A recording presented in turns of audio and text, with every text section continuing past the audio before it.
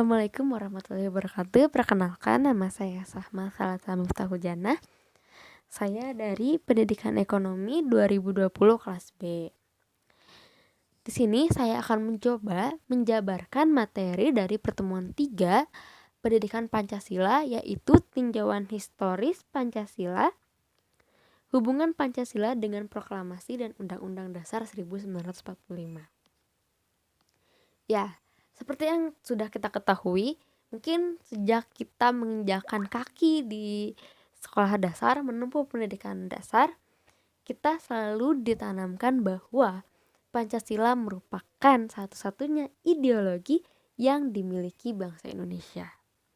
Tapi apakah kita mengetahui apa sih hubungan dari Pancasila dengan proklamasi, dengan pembukaan Undang-Undang Dasar 1945? Ya, kita akan membahas satu persatu. Yang pertama yang akan kita bahas adalah hubungan antara Pancasila dengan proklamasi. Nah, peran Pancasila di sini itu bisa dikatakan sebagai induk, atau dia ini sebagai pembuka jalan untuk kita bisa melangkah ke gerbang selanjutnya, ke step-step selanjutnya. Karena dengan dilahirkannya Pancasila, dengan diciptakannya Pancasila, dengan adanya Pancasila, dari Pancasila itu berkembang menjadi proklamasi, dari proklamasi berkembang menjadi pembukaan Undang-Undang Dasar 1945 yang di dalamnya merupakan penuangan jiwa antara proklamasi dan Pancasila. Nah, proklamasi itu sendiri hadir karena lahirnya Pancasila. Mengapa demikian? Karena Pancasila, ketika Pancasila dilahirkan itu bersifat sebagai bukti nyata ataupun kejelasan dari proklamasi bangsa Indonesia serta memberikan sebuah pertanggungjawaban. Itu karenanya mengapa setelah Pancasila lahirlah proklamasi, karena Pancasila itu sebagai induknya, ibaratkan sebagai induknya, karena dari Pancasila itu dikembangkan lagi menjadi proklamasi, begitu. Lalu hubungan Pancasila dengan pembukaan Undang-Undang Dasar 1945. Apa sih hubungannya? Hubungannya mereka itu adalah pembukaan Undang-Undang 1945 merupakan penuangan jiwa dari proklamasi, yaitu yang berasaskan Pancasila. Jadi pembukaan Undang-Undang Dasar 1945 ini bisa dibilang pengembangan dari Pancasila dan juga proklamasi tadi.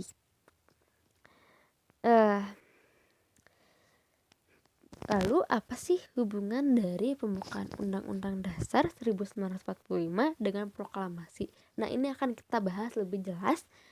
Jadi bisa kita ketahui bahwa pembukaan Undang-Undang Dasar 1945 ini dengan proklamasi memiliki hubungan yang sangat erat. Dikutip dari situs resmi Kementerian Pendidikan dan Kebudayaan Republik Indonesia, pembukaan UUD 1945 merupakan perincian cita-cita luhur proklamasi kemerdekaan pada tanggal 17 Agustus 1945. Nah, pembukaan UUD 1945 ini merupakan pernyataan kemerdekaan yang mengandung cita-cita yang luhur daripada proklamasi kemerdekaan. Mengubah pembukaan UUD 1945 berarti pembubaran Negara Kesatuan Republik Indonesia atau NKRI. Jadi bisa dibilang pembukaan UUD 1945 ini sangat sakral, dan jika kita merubahnya maka itu sama saja dengan kita membubarkan Negara Kesatuan Republik Indonesia atau NKRI. Nah, lalu dari hubungan Pancasila dengan pembukaan UUD 1945 itu, ada yang terlewat sepertinya.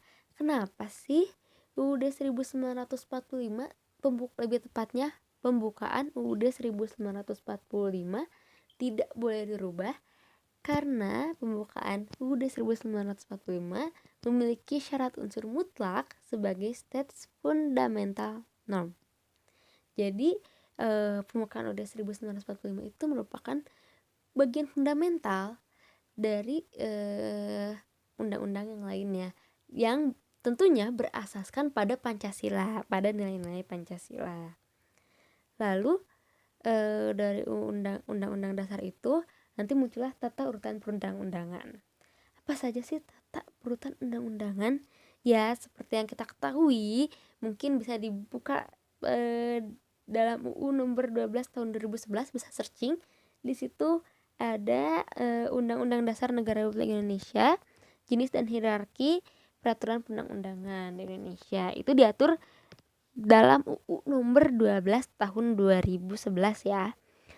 Nah, Undang-Undang Dasar Negara Republik Indonesia tahun 1945 atau UUD 1945 memiliki kedudukan yang paling atas. Ya, setelah itu diikuti oleh ketetapan Majelis Permusyawaratan Rakyat atau TAP MPR, lalu diikuti undang-undang atau UU atau peraturan pemerintah pengganti undang-undang atau Perpu, lalu diikuti peraturan pemerintah atau PP, lalu yang keenam ada peraturan presiden atau Perpres, ketujuh ada peraturan daerah atau Perda atau provinsi, dan yang terakhir yang paling bawah adalah peraturan kabupaten atau kota. Waduh, ternyata dari perundang-undangan ini sendiri tuh bisa dibilang banyak sekali ya turunannya. Ya, lalu apa sih sebenarnya kedudukan Pancasila tuh?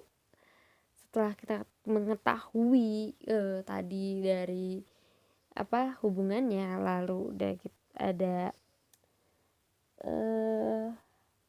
ada tata urutan perundangan, lalu kedudukan Pancasila itu sebenarnya apa sih hakikatnya gitu? Apa sih? Dalam kedudukannya, Pancasila itu menempati urutan yang paling tinggi atau kedudukan yang paling tinggi sebagai sumber dari segala sumber hukum dan sebagai sumber hukum dasar nasional dalam tata hukum di Indonesia.